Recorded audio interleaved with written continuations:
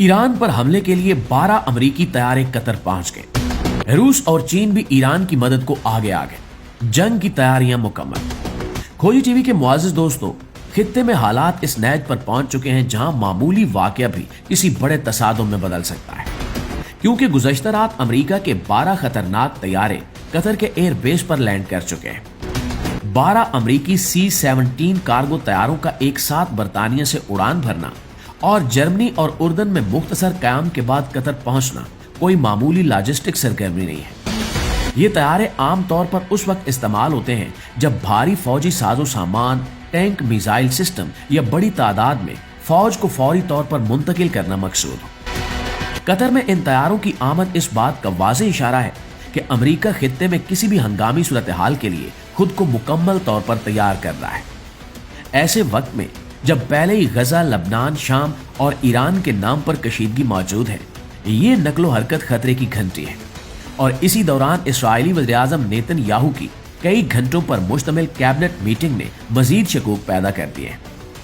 Israel में इस नोयत की तवील मीटिंग्स अमूमन उस वक्त होती हैं जब कोई बड़ा फौजी फैसला ज़ेरे गौर हो। अंदरूनी इख्तिलाफात, अवामी दबाव और आलमी तनकीद के बावजूद इसराइली क़यादत किसी बड़े कदम की तैयारी में मसरूफ दिखाई दे रही है। इसराइली मीडिया और तज्जियाकार भी इशारा दे रहे हैं कि फैसला कुन लम्हात करीब आ रहे हैं। नेतन्याहू की हुकूमत जानती है कि अगर कोई कार्रवाई की गई तो इसके असरात सिर्फ गजा या लबनान तक महदूद नहीं रहेंगे, बल्कि पूरा खित्ता इनकी लपेट में आएगा। नाज़रीन, दूसरी तरफ मुत्तहिदा अरब अमारात का अचानक और खामोश कदम भी बहुत कुछ बता रहा है। UAE ने रातों रात ईरान की फिजाई हदूद इस्तेमाल करने वाली तमाम परवाजें या तो मनसूख कर दी या उनके रूट्स तब्दील कर दिए। ये फैसला किसी तकनीकी खराबी या मौसमी वजह की बुनियाद पर नहीं है, बल्कि खालिस्तन सिक्योरिटी खदशात का नतीजा महसूस हो रहा है। UAE को अमेरिका और इसराइल का करीबी और वफादार इत्तेहादी समझा जाता है, इसलिए इसका ये कदम इस बात की तरफ इशारा है कि इन्हें किसी मुमकिना फिजाई तसादुम या अचानक हमले का खदशा है।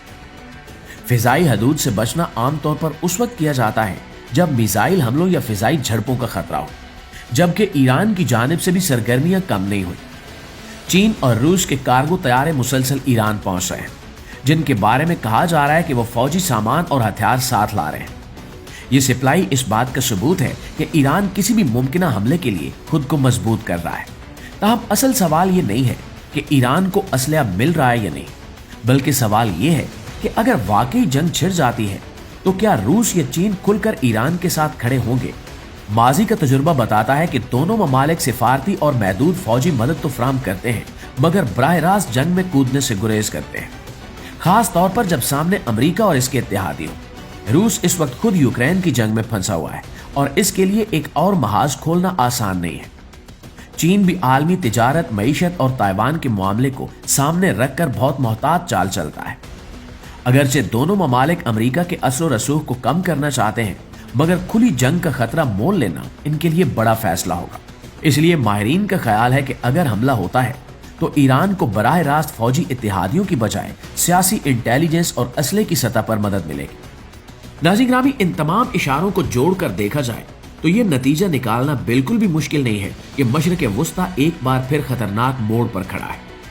अमरीकी फौजी तैयारों की आमद, इसराइली क़यादत की सरगर्मियां, UAE के हिफाजती इक़दामात और ईरान की तैयारी, ये सब एक ही कहानी सुना रहे हैं। सवाल यह है कि क्या ये सिर्फ दबाव बढ़ाने और नफसियाती जंग का हिस्सा है या वाकई कोई बड़ा तसादुम होने वाला है।